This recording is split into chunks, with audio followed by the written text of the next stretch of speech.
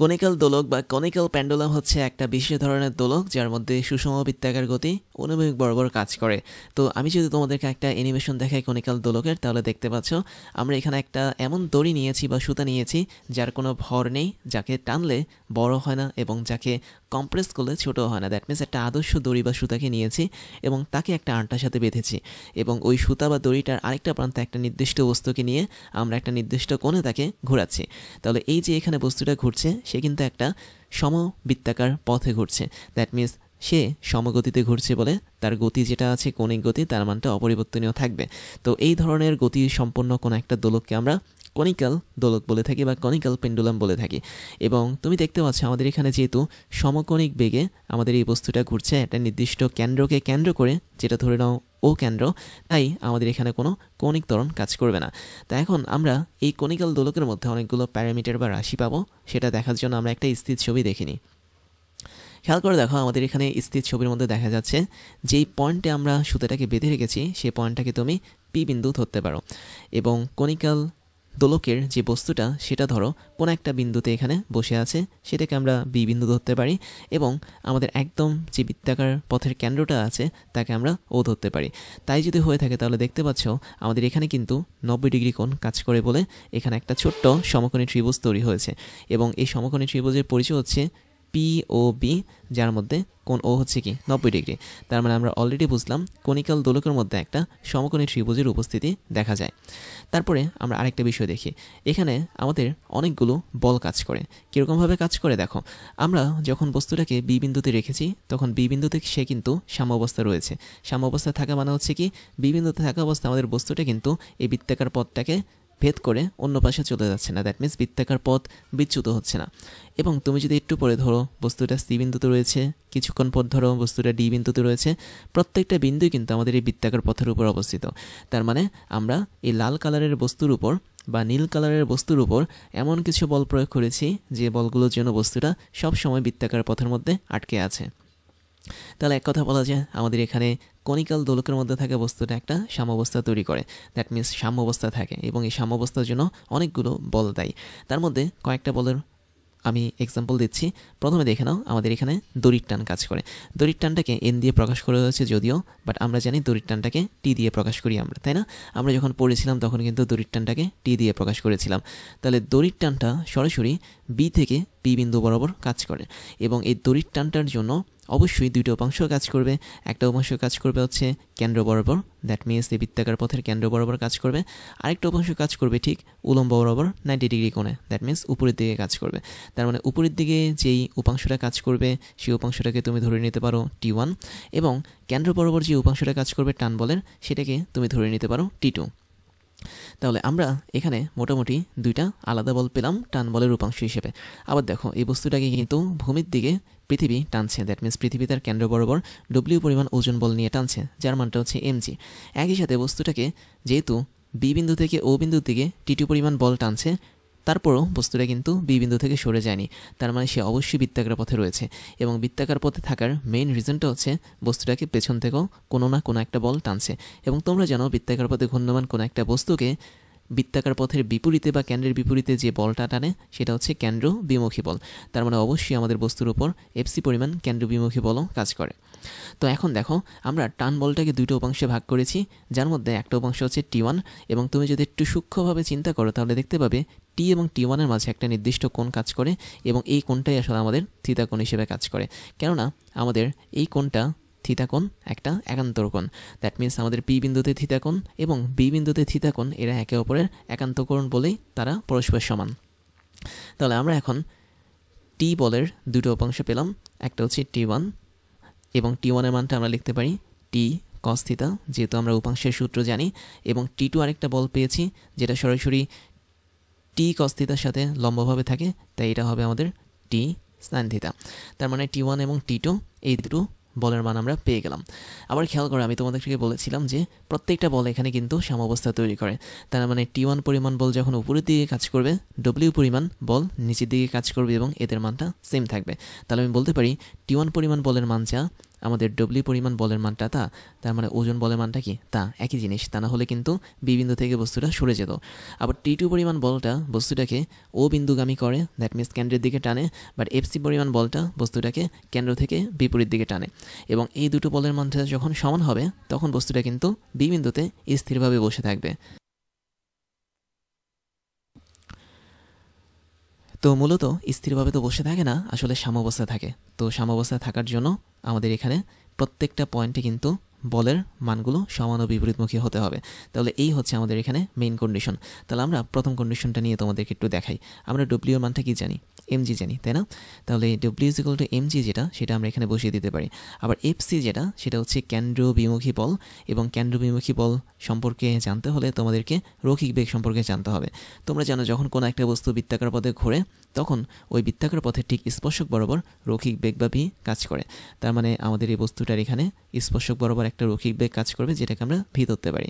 তাহলে এই রৈখিক বেগটাকে নিয়ে আমরা কেন্দ্র বিমুখী বলের একটা সূত্র জানি, সেটা হচ্ছে m v square divide by r, যেখানে এম হচ্ছে ওই বস্তুটার ভর, আর মানে হচ্ছে আমাদের যে বৃত্তাকার পথে ঘুরছে বস্তুটা তার ব্যাসার্ধ। তাই যদি হয় আমাদের কাহিনী, তাহলে আমরা এখান থেকে মোটামুটি দুইটা সমীকরণ পেলাম।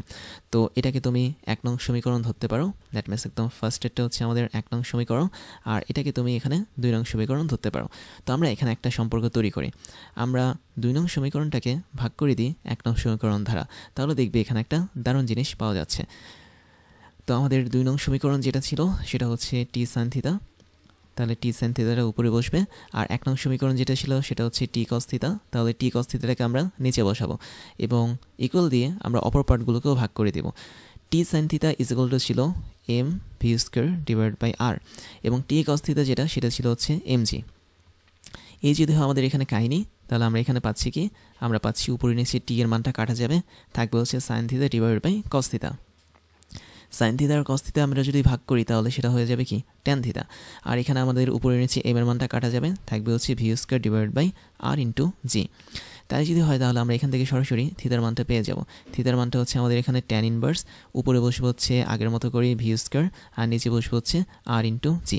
তাহলে এই যে এতটুকু পার্ট পেলাম, এটা আসলে আমাদের কনিক্যাল পেন্ডুলামের উলম্বের সাথে থাকা যে কোণটা তৈরি করে সুতা, সেই কোণের মানটা পেলাম। আবার এখানে আরেকটা বিষয় খেয়াল করো, আমরা কিন্তু অলরেডি এখানে একটা সমকোণী ত্রিভুজ পেয়েছিলাম, যেখানে পিওবি হচ্ছে আমাদের সমকোণী ত্রিভুজ, এবং এই সমকোণী ত্রিভুজের কোণ ও এর মানটা ছিল কি 90 ডিগ্রি। তাহলে সমকোণী ত্রিভুজের জন্য আমরা এখানে কিন্তু পিথাগোরাসের সূত্রটা অ্যাপ্লাই করতে পারি। তাহলে ওই সূত্রটা ছোট্ট করে অ্যাপ্লাই করি যাতে তোমরা পরবর্তীতে এটার কাহিনী বুঝতে পারো। তাহলে সমকোণী ত্রিভুজের জন্য আমি বলতে পারি এল হচ্ছে আমাদের এখানে অতিভুজ, তার মানে অতিভুজের উপর বর্গ ইজ ইকুয়াল টু ভূমি হচ্ছে আমাদের এখানে ব্যাসার্ধ আর, আর এর উপর বর্গ, প্লাস হচ্ছে লম্ব, লম্ব মানে হচ্ছে আমাদের উচ্চতা এইচ, তার উপর বর্গ। তার মানে পি থেকে ও পর্যন্ত যে দূরত্বটা এটা আসলে এইচ হিসেবে কাজ করে, ও থেকে বি পর্যন্ত যে দূরত্বটা এটা আসলে আর হিসেবে কাজ করে। তো এই কয়টা প্যারামিটার আমরা দেখব, তার পাশাপাশি আরও অনেকগুলো প্যারামিটার দেখব, যেটা দেখার জন্য তোমাদেরকে পরবর্তী স্লাইডে আমি নিয়ে যাচ্ছি। তো খেয়াল করে দেখো, আমাদের এখানে ছবিটা আমি ঠিক আগের মতো করেই সাজিয়েছি, যার মধ্যে তুমি দেখতে পাচ্ছ বি বিন্দুতে আমাদের এই বস্তুটা সাম্যাবস্থায় রয়েছে, এবং পেছনের দিকে আমাদের এখানে একটা কেন্দ্রবিমুখী বল এফসি কাজ করছে। তাই যদি হয় তাহলে আমরা এখন হিসাবগুলোকে আরেকটু ভিন্নভাবে করব। আমরা কিন্তু অলরেডি আগের স্লাইডে দেখেছিলাম টি1 এর যে মানটা সেটা ছিল এমজি সমান। তাহলে চলো আমরা একটু লিখে ফেলি। আমাদের এখানে টি1 এর যে মানটা ছিল সেটা ছিল হচ্ছে এমজি সমান, আর টি1 বলতে আমরা কিন্তু টি কস থিটাকে বোঝাচ্ছি, তাই না? তাহলে আমি একবার সরাসরি লিখে ফেলি। আমাদের টি কস থিটা যেটা, তার মানটা ছিল আমাদের এমজি এর সমান, এবং টি সাইন থিটা যেটা, তার মান ছিল হচ্ছে m v square divide by r এর সমান। তাহলে T sine theta is equal to m v square divide by r. এখন দেখো তো, m v square divide by r এর মধ্যে থাকা ভিটাকে অথবা আরটাকে আমরা ভিন্ন ভিন্নভাবে লিখতে পারি। কীভাবে লিখতে পারি আমি একটু দেখাই। তোমরা এখান থেকে অনেকগুলো সূত্র বের করতে পারো। আমি চাইলে আমাদের এখানে ভি এর মানটাকে লিখতে পারি আর ইন্টু ওমেগা হিসেবে, যেহেতু কৌণিক বেগ আর রৈখিক বেগের মাঝে সম্পর্ক হচ্ছে V is equal to R into omega. তার মানে ভি এর জায়গায় আমি লিখতে পারি R into omega whole square, আর নিচে আমি লিখতে পারি শুধু আর। তাই যদি হয় তাহলে আমরা এখান থেকে যেটা পাবো সেটা হচ্ছে এম ইন্টু আর স্কয়ার ইন্টু ওমেগা স্কয়ার, এবং উপরে নিচে আর কাটা যাবে, একটা আর থাকবে, তার মানে এম ওমেগা স্কয়ার আর এখানে কাজ করবে। এটা একটা সূত্র। অথবা তোমরা চাইলে এই সূত্রটাকে একটু অন্যভাবে লিখতে পারো, অর তুমি এখানে আর এর মানটাকে লিখতে পারো এভাবে। উপরে আমরা এম ভি স্কয়ার যা আছে তাই রাখলাম, আর এর মানটাকে আমি লিখতে পারি ভি ডিভাইড বাই ওমেগা, এভাবে লিখতে পারি, তাই না? যেহেতু v is equal to r omega, তার মানে r is equal to v divide by omega. তো তাই যদি হয় তাহলে আমরা এখানে দেখতে পাচ্ছি উপরে নিচে আমাদের ভিটা কাটা যাবে, এবং যদি ভিটা কাটা যায় আমাদের এখানে আই থিঙ্ক একটা মাত্র ভি থাকবে এবং এখানে একটা মাত্র ওমেগা থাকবে। That means M V omega এখানে চলে আসবে। তো এই দুইটা ফর্মেটই কিন্তু আমরা এই সূত্রটাকে সাজাতে পারি। তাহলে এটা আমাদের কিসের সূত্র ছিল? এটা আসলে আমাদের ছিল হচ্ছে টি সাইন থিটার সূত্র। তো আমি এখানে একটু ছোট্ট করে লিখে দিই, আমাদের টি সাইন থিটার মানটা হচ্ছে দুটো। একটা হচ্ছে দুটো না, আসলে তিনটা মান আমরা দেখতে পাচ্ছি, যার মধ্যে একটাতে আমরা ভি আর ইউজ করেছি, একটাতে আমরা আর ওমেগা ইউজ করেছি এবং ফাইনালি আরেকটাতে আমরা ভি ওমেগা ইউজ করেছি। তাহলে এই তিনটা সূত্রকে আমরা যদি এখন মডিফাই করে যদি থিতার মানটা বের করি তাহলে দেখবে সব কিছু চেঞ্জ হয়ে যাবে। দ্যাট মিনস আমরা কিন্তু একদম শুরুতে m v square divide by আরটাকে ইউজ করেছি, এখন আমরা এম ওমেগা স্কোয়ার আরটাকে ইউজ করে দেখি থিতার মানটা কী আসে। তাহলে তোমরা জানো আমাদের এখানে ট্যান থিতা যেটা ছিল তার মানটা কী ছিল? তার মানটা ছিল হচ্ছে, আচ্ছা আমি একটু একটা কাজ করি, আমি একদম সরাসরি করি তোমাদেরকে। ধরো এটাকে তুমি 1 নং সমীকরণ ধরতে পারো, আর এটাকে তুমি 2 নং সমীকরণ ধরতে পারো, এবং এটাকেও তুমি 3 নং সমীকরণ ধরতে পারো। তাহলে আমরা দেখতে পাচ্ছি 2 আর 3 নং সমীকরণ কিন্তু একই রকম, জাস্ট একটা ভিন্ন রূপ এখানে দেখাচ্ছে। তো আমরা এখন 2 এবং 1কে ভাগ করি, দেখো কি হয়। তো আমি যদি তোমাদেরকে একটু দেখাই 2 আর 1 ভাগ করে, তাহলে আমরা এখানে পাবো সরাসরি কী পাবো? আমরা এখানে সরাসরি কিন্তু ট্যান থিতাই পাবো, যেহেতু টি কাটা যাবে। তো 2 নম্বর সমীকরণে আমরা দেখতে পাচ্ছি উপরে হচ্ছে এম ওমেগা স্কোয়ার আর, আর নিচে হচ্ছে আমাদের শুধুমাত্র এম জি, তাই না? এরকম থাকছে। তার মানে এখান থেকে আমি লিখতে পারি এম কাটা, এখানে থাকছে হচ্ছে omega square r divide by g, এই জিনিসটা থাকছে। তাই যদি হয়ে থাকে তাহলে আমরা এখান থেকে থিতার একটা মান পেয়ে যাচ্ছি। থিতার মানটা হবে আমাদের এখানে ট্যান ইনভার্স, আর উপরে বসবো হচ্ছে আগের মতো করে omega square into r divide by g. তাহলে এটা হচ্ছে আমাদের এখানে প্রথম ফরম্যাট। তো এই ফরম্যাটটা কোত্থেকে এসেছে? এই ফরম্যাটটা এসেছে যখন আমরা 2 নং সমীকরণটাকে ভাগ করেছি 1 নং সমীকরণের মাধ্যমে, বা 1 নং সমীকরণ ধারা। এটা হচ্ছে আমাদের এখানে প্রথম ফরম্যাট। তো থিতার আমরা আরেকটা মান এখানে স্পষ্ট দেখতে পাচ্ছি। এবার আমরা 3 নং সমীকরণ যেটা আছে সেটাকে ভাগ করব 1 নং সমীকরণ ধারা, এবং এখানে আমরা আরেকটা নতুন ফরম্যাট দেখতে পাবো। তো আমি একটু ভিন্ন কালারে দেখাচ্ছি জিনিসটা। এখানেও কিন্তু আমরা এক সাইডে ট্যান থিতা পাবো, ট্যান থিতা পেলে অপর সাইডে কী পাবো? 3 নং সমীকরণ আমি দেখতে পাচ্ছি উপরে হচ্ছে এম ভি ওমেগা, আর নিচে আমরা যেটা দিব সেটা হচ্ছে এম জিকে দিব। তাহলে আলটিমেটলি আমরা এখানে যেটা পাবো সেটা হচ্ছে কি? সেটা হচ্ছে এম কাটা যাবে, ভি ওমেগা ডিভাইড বাই জি পাওয়া যাবে এখানে। তাহলে V omega divide by g. তাহলে আলটিমেটলি আমি এখান থেকে যদি থিতার মানটা বের করি তাহলে থিতার মানটা কত হবে? থিতা ইজ ইকুয়াল টু হবে হচ্ছে আগের মতো করে ট্যান ইনভার্স, এবং এখানে থাকবে হচ্ছে উপরে ভি ইন্টু ওমেগা, আর নিচে থাকবে হচ্ছে জি। তাহলে আমরা এখানে উলম্বের সাথে যতটুকু কোণ নিয়ে এই সুতাটা ঝুলে রয়েছে সেই কোণের 3টা ইকুয়েশন বের করলাম। তো আগের স্লাইডে তুমি দেখতে পাচ্ছ এটা একটা ইকুয়েশন। আমরা একটা কাজ করি, আমরা এটাকে একটা স্টার সাইন দিয়ে রাখি যাতে তোমরা পরবর্তীতে ধরতে পারো। তো এটা আমাদের একটা ইকুয়েশন গেল, মানে সূত্র গেল। এখানে আমরা আরেকটা স্টার দিব, তো এখানে আমরা আরেকটা স্টার দিয়ে রাখি যাতে তোমরা পরবর্তীতে ধরতে পারো ম্যাথ করতে গেলে। এখানে আমি রেড কালারের একটা স্টার দিয়ে রাখলাম। তো এই 3টা সূত্র কিন্তু আমরা খুব সহজেই বের করতে পারি এই ইকুয়েশনগুলো সলভ করে।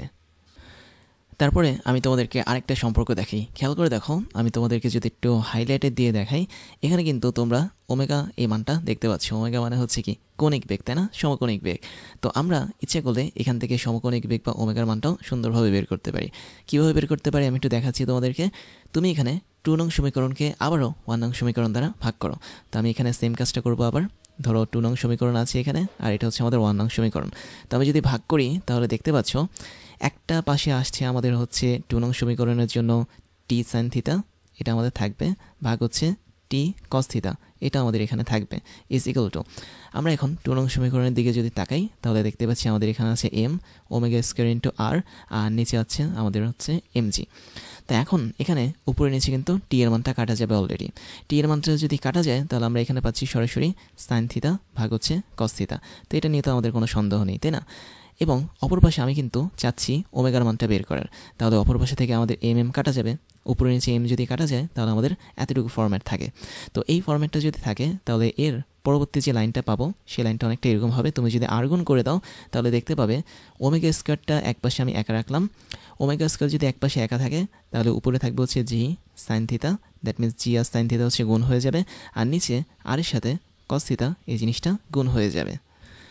তো এখন তোমাদের মনে হতে পারে আমরা এখানে চাইলে কিন্তু ট্যান থিতা বানাতে পারি, বাট আমার একটা ইচ্ছা আছে, সেটা হচ্ছে আমরা এখানে সাইন থিতা বাই কস থিতাকে ট্যান থিতা হিসেবে লিখবো না, আমরা এই আর জিনিসটাকে ভাঙাবো। আমি একটু হাইলাইটার দিয়ে দেখাচ্ছি, আমরা এই আর জিনিসটাকে সমকোণী ত্রিভুজ থেকে ভাঙাবো।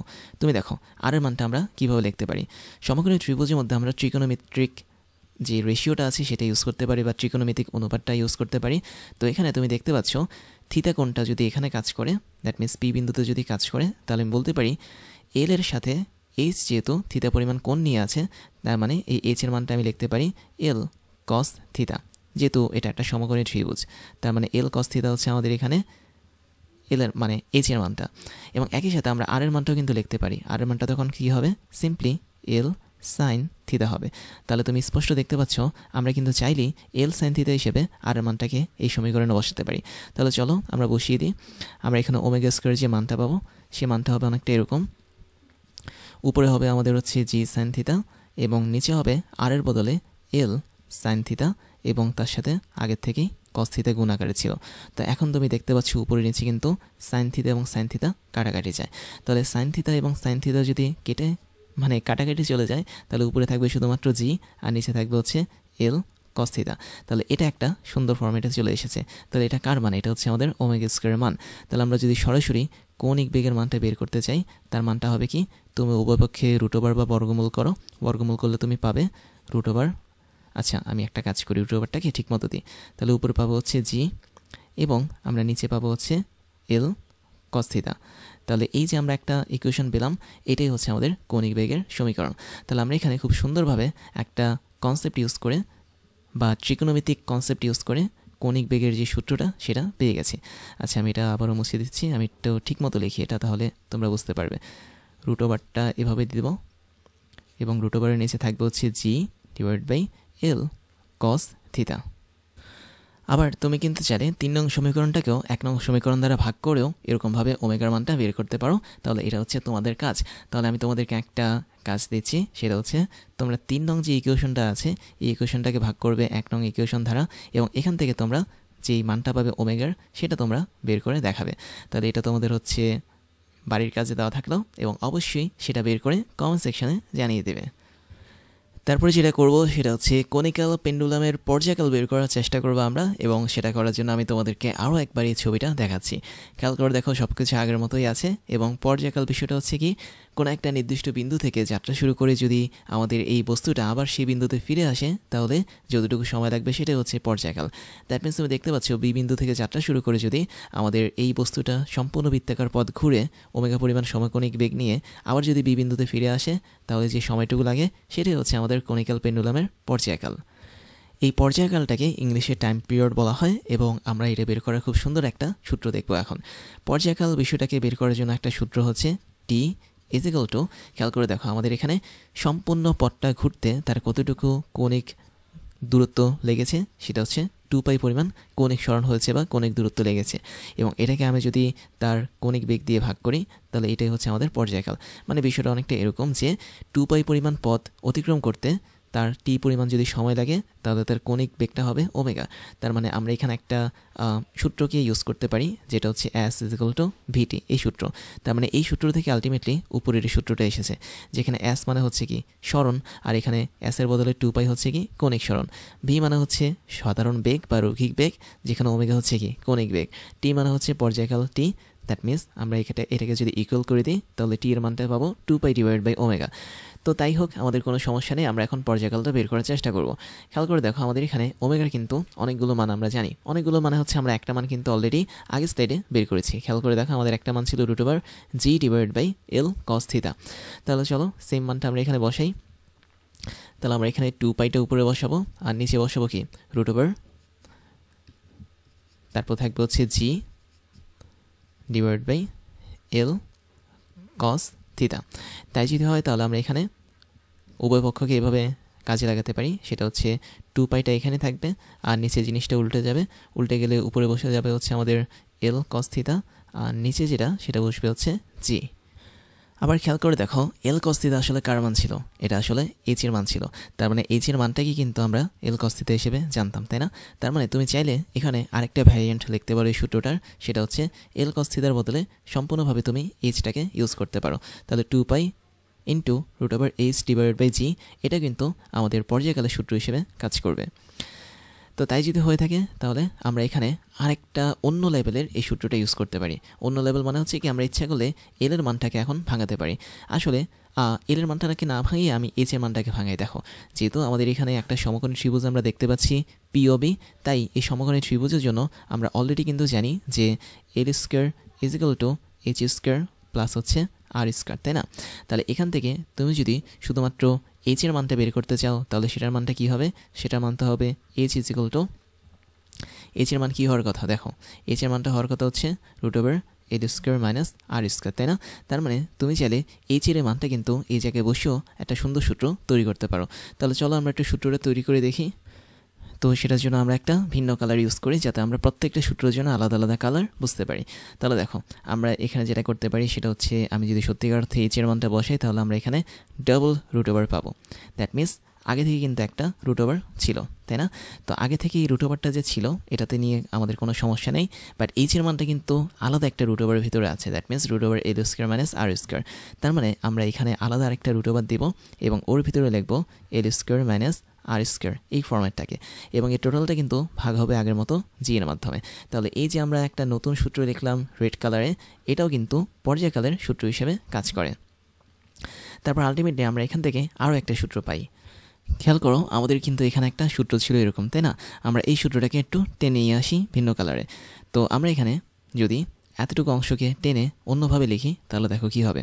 তো আমরা এখানে লিখতে পারি, দেখো আমাদের এটার মানও কিন্তু টি ছিল। দ্যাট মিনস আমরা প্রত্যেকটা সূত্র বের করেছি, প্রত্যেকটাই কিন্তু পর্যায়কাল হিসেবে কাজ করতো। তো এখান থেকে আমরা জাস্ট এই অংশটুকুকে নিয়ে আসি। তো এই অংশটুকুকে যদি আমি নিয়ে কাজ করি তাহলে আমরা এখানে পাবো, আমরা একটা কাজ করি। তো এই সূত্রটা বের করার জন্য আমরা এই পার্টটুকুর দিকে একটু নজর দিতে পারি। দ্যাট মিনস আমরা যদি এই জিনিসটাকে আলাদাভাবে এখানে লিখি তাহলে দেখো কি হয়। আমরা এখানে পাচ্ছি 2π into root over L cos theta by G. এখন আমরা করতে পারি যেটা, সেটা হচ্ছে উপরে এবং নিচে সাইন থিটাকে আলাদাভাবে গুণ করতে পারি। তাহলে একদম শুরুতে কিন্তু আমাদের এখানে এল কস থিটা ছিল, তার সাথে আমরা এখানে সাইন থিটাটাকে আলাদাভাবে গুণ করলাম এবং নিচেও আমরা আলাদাভাবে সাইন থিটাকে গুণ করলাম। তাতে কি হবে, উপরে নিচে সাইন থিটা কাটা যাবে এবং আগের লাইনটা আমরা ফেরত পাবো। তো আমরা এখানে এক্সট্রা জাস্ট সাইন থিটাকে লব এবং হরের সাথে গুণ করেছি, গুণ করে আমরা এরকম একটা ফরম্যাট তৈরি করেছি যাতে আমরা একটা নতুন সূত্র পাই। তাহলে দেখো, আমরা এখন এই সূত্রটাকে একটু মডিফাই করতে পারি। তুমি দেখতে পাচ্ছ আমাদের উপরে কিন্তু চলে এসেছে L cos theta sine theta, but আমরা এখানে একটা কাজ করতে পারি, সেটা হচ্ছে এল এর সাথে আমরা সাইন থিটাকে একত্রে রাখতে পারি এবং কস থিটাটাকে আলাদা রাখতে পারি। যেহেতু সবগুলো গুণ আকারে আছে তাই আমরা চাইলে কিন্তু এই ঘটনাটা ঘটাতে পারি। তো এখন দেখো তো, এল সাইন থিটা আসলে কি? এল সাইন থিটা কিন্তু ছিল আমাদের ও থেকে শুরু করে বি পর্যন্ত দূরত্ব। দ্যাট মিনস এই যে আমরা বৃত্তাকার পথের ব্যাসার্ধ দেখতে পাচ্ছি, এটাই আমাদের এল এর একটা উপাংশ ছিল যেটাকে আমরা এল সাইন থিটা হিসেবে লিখতে পারি। তার মানে আর এর মানটা বা ব্যাসার্ধের মানটা এটাই হচ্ছে আমাদের এল সাইন থিটা, যেটা আমি একদম শুরুতে তোমাদেরকে দেখিয়েছিলাম। তার মানে আমরা আলটিমেটলি এখানে এল সাইন থিটা যেটা পাচ্ছি সেই জায়গাটাতে সরাসরি আর এর মান লিখতে পারি এবং ওর সাথে কি গুণাকারে আছে? অবশ্যই কস থিটা গুণাকারে আছে, আর নিচে আছে আমাদের হচ্ছে জি ইন্টু সাইন থিটা। এখন একটা বিষয় দেখো তো, আমরা চাইলে উপরে থাকা এই কস থিটাটাকে নিচে নিয়ে আসতে পারি। কীভাবে? নিচে নিয়ে এসে সাইন থিটা নিচে এভাবে ভাগ করে দিতে পারি। দ্যাট মিনস আমরা বীজগণিতের যে সূত্রটা আছে বা পাটিগণিতের যে সূত্রগুলো আছে ওই সূত্র ইউজ করে কিন্তু উপরে থাকা কোনো একটা অংশকে নিচে এভাবে ভাগ করে দিতে পারি। তাহলে আমাদের উপরে থাকছে শুধুমাত্র আর নিচে থাকছে হচ্ছে G into sine theta divide by cos theta. তার মানে এখানে সম্পূর্ণটা কিন্তু জি এর সাথে গুণাকারে আছে।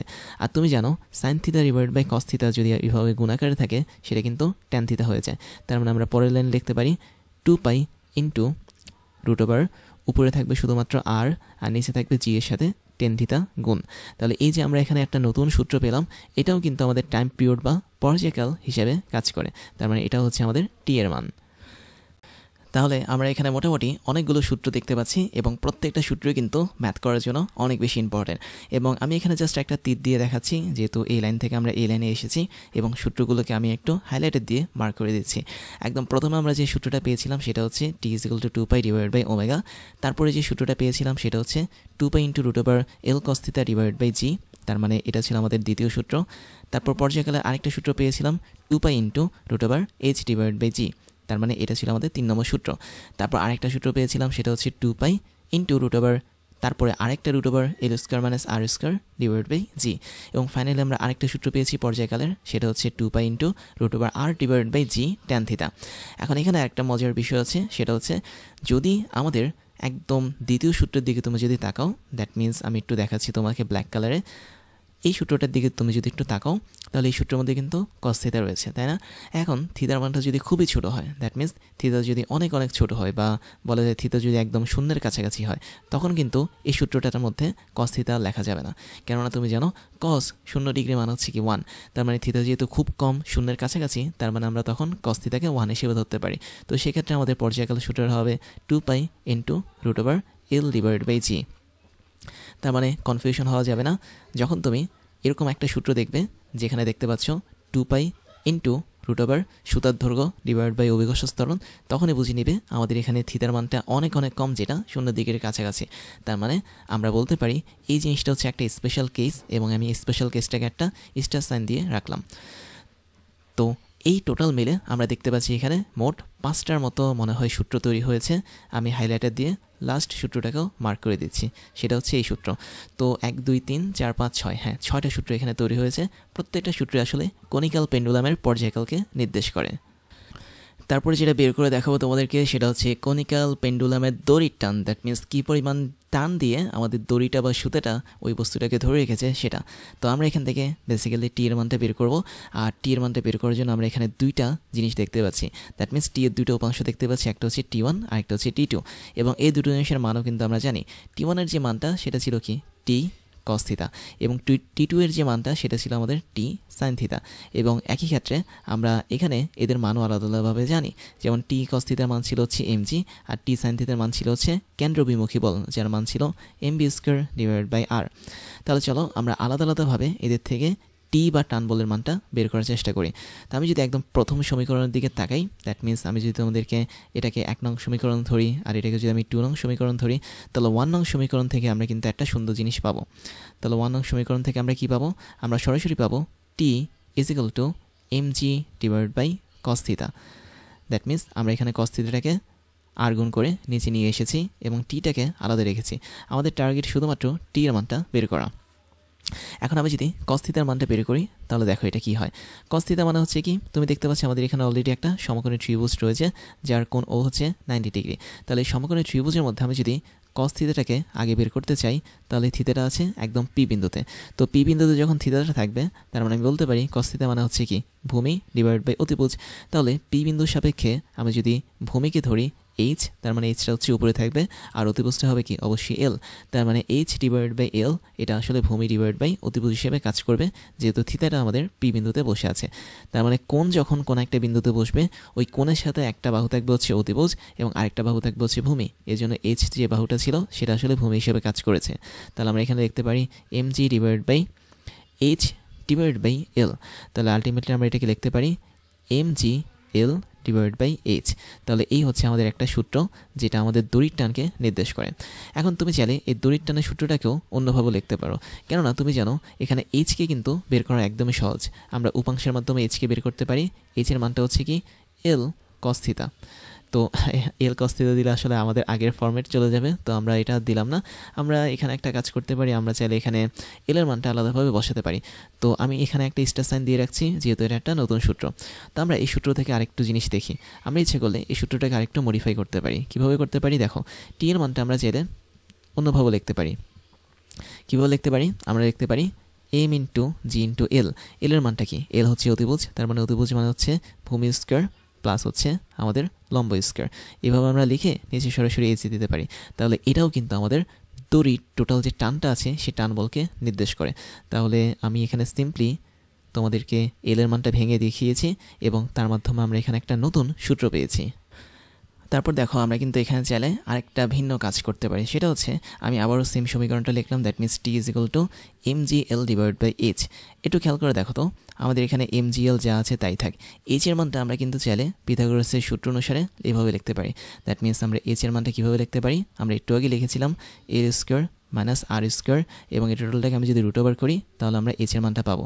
রুট ওভার করা মানে হচ্ছে কি পাওয়ার হিসাবে 1/2 দিয়ে দেওয়া। তাহলে আমরা এই এইচ এর মানটা যে পেলাম, এটাকেও চাইলে ইকুয়েশনে বসিয়ে নতুন একটা সূত্র তৈরি করতে পারি দড়ির টান বের করার জন্য। তাহলে আমরা এই যে নতুন সূত্রটা পেলাম এটা এখানে বসিয়ে দিই। তাহলে আমরা এখানে পাবো এল স্কোয়ার মাইনাস আর স্কোয়ার, এই টোটালটা বর্গমূল বা রুট ওভার। তো রুট ওভারটা না লিখে আমরা ইচ্ছে করলে পাওয়ার হিসেবে হাফটা দিতে পারি।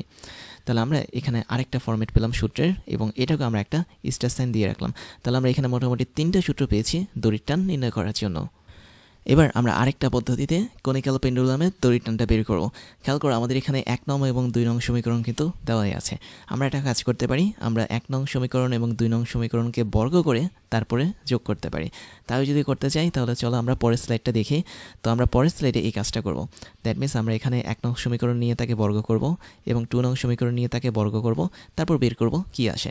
তাহলে 1 নং সমীকরণ আমি দেখতে পাচ্ছি টি কস থিটা আছে এক পাশে, আরেক পাশে আছে হচ্ছে এমজি। তার মানে আমরা প্রথমে টি কস থিটাকে যদি বর্গ করি আমি পাবো T square cos square theta, plus আমরা 2 নং সমীকরণকে যদি বর্গ করি আমরা পাবো এক পাশে টি স্কোয়ার সাইন স্কোয়ার থিটা। তাহলে এই হচ্ছে আমাদের এখানে প্রথম কনসেপ্ট। এবং দ্বিতীয় কনসেপ্ট যেটা সেটা হচ্ছে ইজিক্যাল টু যদি হয় তাহলে 1 নং সমীকরণের অপর প্রান্তে হচ্ছে এমজি। তাহলে এমজিকে যদি বর্গ করি আমি পাবো এম স্কোয়ার জি স্কোয়ার, এবং 2 নং সমীকরণের অপর পাশে আছে M B square divide by R. তো তোমরা চাইলে এখানে M B square divide by আরকেও নিতে পারো, অথবা তোমরা সরাসরি এম ওমেগা স্কোয়ার আরকেও নিতে পারো। কেন আমরা এটা লিখতে পারি? কেননা তুমি জানো এখানে ভি মানে হচ্ছে কি, ভি মানে হচ্ছে আর ইন্টু ওমেগা। তার মানে আমি বলতে পারি M into V square, V মানে হচ্ছে omega into R whole square divide by R. তাহলে এটাকে আমি যদি মডিফাই করি আমি এখানে পাবো M omega square into R. তো আমরা একটা কাজ করি, আমরা এই ফরম্যাটটা নিই যাতে আমাদের খুব সহজে হিসাবটা করতে সুবিধা হয়। তাহলে আমরা এখানে এই ফরম্যাটটা যদি নিই তাহলে এম ওমেগা স্কোয়ার আর যেটা, এই টোটালটাকে আমরা এখন বর্গ করব। আর এই টোটালটাকে তুমি যদি বর্গ করো তাহলে তুমি এখানে যেটা পাবে সেটা হচ্ছে এমকে বর্গ করলে এম স্কোয়ার হবে, ওমেগা স্কোয়ারকে বর্গ করলে ওমেগা টু দি পাওয়ার 4 হবে, আরকে বর্গ করলে আর স্কোয়ার হবে। That means M omega square R যেটা ছিল সেটাকে আমরা বর্গ করে এরকম একটা ফরম্যাট বানিয়েছি। তো এবার দেখো আমরা যদি এখান থেকে কিছু জিনিস কমন নিই তাহলে দেখো কি হয়। আমরা এখান থেকে টি স্কোয়ার কমন নিতে পারি। টি স্কোয়ার যদি কমন নিই আমাদের ভেতরে থাকবে কি cos square theta plus sine square theta. আর তোমরা তো সবাই জানো sine square theta plus cos square theta করলে সেটা 1 হয়ে যায়। তো আমরা এখানে শুধুমাত্র একটা জিনিসই পাবো, সেটা হচ্ছে T square into 1, that means T square. এবং এখানে আমরা যেটা কমন নিতে পারি সেটা হচ্ছে এম স্কোয়ারকে কমন নিতে পারি। তাহলে আমরা এখানে পাচ্ছি হচ্ছে জি স্কোয়ার প্লাস হচ্ছে omega to the power 4 into R square. এই ফরম্যাটটা আমরা এখানে পাবো। তারপরে যেটা করতে পারি সেটা হচ্ছে আমরা উভয় পক্ষে বর্গমূল করতে পারি। বর্গমূল যদি করি উভয় পক্ষে তাহলে আমরা এখানে পাচ্ছি শুধুমাত্র টি, আর অপর পক্ষে যদি বর্গমূল করি তাহলে এম স্কোয়ারকে বর্গমূল করলে আমরা শুধুমাত্র এম পাবো। বাট ভেতরে আমরা এই টোটাল ফরম্যাটটা পেয়ে যাব। দ্যাট মিনস রুট ওভারের ভিতরে থাকবে G square plus omega to the power 4 into R square. তাহলে দেখতে পাচ্ছ এটা আমাদের আরেকটা ফরম্যাট দড়ির মোট টান বের করার জন্য। তার মানে আমি এখানে যেই সূত্রটা লিখলাম এটাও কিন্তু একটা সূত্র হিসেবে কাজ করে। তার মানে আমরা এখানে একটা স্টার সাইন দিয়ে রাখতে পারি যেটা একটা নতুন সূত্র। এখন তুমি কিন্তু চাইলে আমাদের এই সূত্রটাকে আবার মডিফাই করতে পারো। কিভাবে?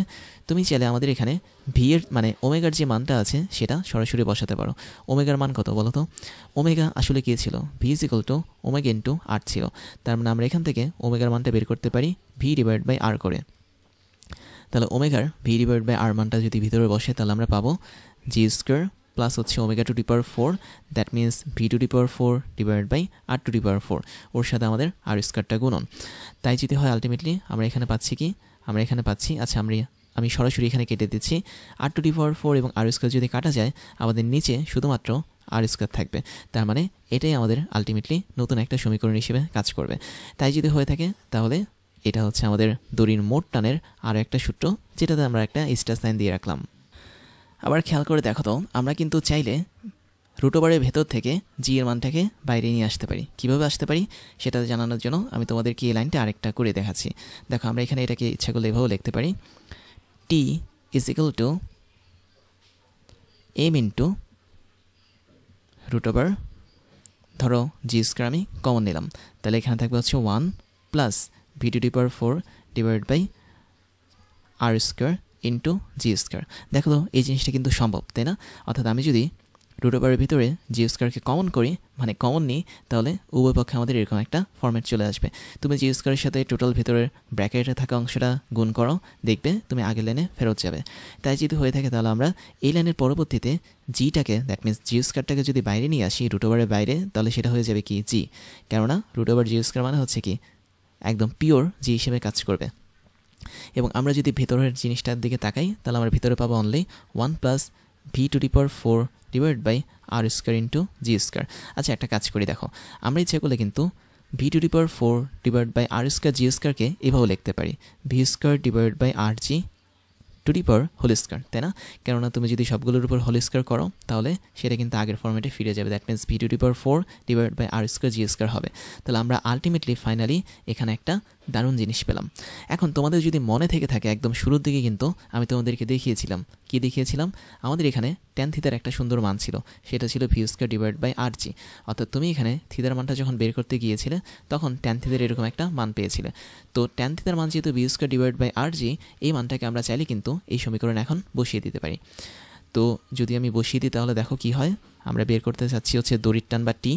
তাহলে আমরা আলটিমেটলি এখানে টি এর যে মানটা পাবো সে মানটা এখন কি হবে, সে মানটা হবে হচ্ছে এমজি। আচ্ছা, আমি একটা কাজ করি, আমি পাশেই লিখি তাহলে তোমরা বুঝতে পারবে। আমি এই জায়গাটাতে লিখি, তাহলে আমরা এখানে আলটিমেটলি টি এর একটা মান পাবো এবং সেটাকে আমি ব্ল্যাক কালারে লিখছি। তাহলে টি এর নতুন একটা মান আসবে, সেটা হচ্ছে এমজি প্রথমে থাকবে, সমস্যা নেই, তারপর রুট ওভার থাকবে, সমস্যা নেই, 1 + v² ডিভাইড বাই আর জি, এটার মান ছিল হচ্ছে ট্যান থিতা। তার মানে ট্যান থিতাকে যদি আমি বর্গ করি সেটা হবে কি ট্যান স্কয়ার থিতা। আমার এখানে জায়গা স্বল্পতা দেখা যাচ্ছে, আমরা একটা কাজ করি, আমরা জিনিসটাকে এখানে লিখি তাহলে ভালো হবে। তাহলে টি এর বা দড়ির টানের একটা নতুন সমীকরণ আমরা পাবো, সেটা হচ্ছে MG into root over 1 + tan theta whole square. তাহলে ট্যান থিতাকে হোল স্কয়ার করলে ট্যান স্কয়ার থিতা হয়। এখন দেখো তো এটা একটা দারুণ সূত্র কিন্তু, তাই না? তার মানে আমরা এই জায়গাটা তো একটা স্টার সাইন দিয়ে রাখতে পারি। তাহলে এটা হচ্ছে আমাদের দড়ির টানের আরেকটা সুন্দর সূত্র।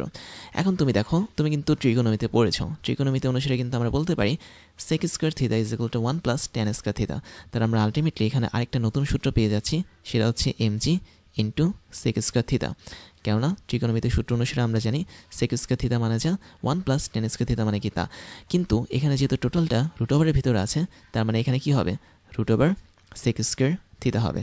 আর রুট ওভার sec² থিতা মানে কি, শুধুমাত্র সেক থিতা। তার মানে তুমি এখানে সরাসরি সেক থিতাটা বসাতে পারো। তাহলে দড়ির টান টি = mg সেক থিতা, এটা একটা দারুণ সূত্র হিসেবে কাজ করে। যেহেতু এটাও একটা সূত্রের ফরম্যাট, তার মানে আমরা এখানেও কি একটা স্টার সাইন দিয়ে রাখতে পারি। এখন ফাইনালি আরেকটা মজার বিষয় হচ্ছে কি, মজার বিষয় হচ্ছে যদি তুমি সেক থিতাকে ভাঙো তাহলে কি পাবে বলো। সেক থিতা মানে কি 1 ডিভাইড বাই কস থিতা, তার মানে আমরা এমজি নিচে সরাসরি কস থিতাটা বসাতে পারি। এবং একটু চিন্তা করে দেখো তো, এই জিনিসটাকে কি কিন্তু আমরা কাজ শুরু করেছিলাম একদম শুরুতে। আমি যদি তোমাদেরকে আগের স্লাইডটা দেখাই তাহলে দেখতে পাচ্ছ টি কস থিতা, দ্যাট মিনস 1 নম্বর সমীকরণে আমি দেখতে পাচ্ছি টি কস থিতা = mg। তার মানে সেম জিনিসটা আমরা এখানে ফিরে পেয়েছি, টি = mg ডিভাইড বাই কস থিতা। তার মানে যা লাউ তাই কত, সেম জিনিস আমাদের এখানে ফেরত চলে এসেছে। তার মানে আমরা এখানেও একটা সুন্দর স্টার সাইন দিয়ে রাখতে পারি, এটাও আমাদের সূত্র হিসেবে কাজ করবে। তো আমরা মোটামুটি এখানে অনেকগুলো সূত্র দেখতে পাচ্ছি, 1 2 3 4 5 এবং আগের পৃষ্ঠা দেখতে পাচ্ছি 6 7 8। তো এখানে 8টা সূত্র আমরা ইউজ করতে পারি কোন একটা কনিক্যাল পেন্ডুলামের দড়ির টান নির্ণয় করার জন্য।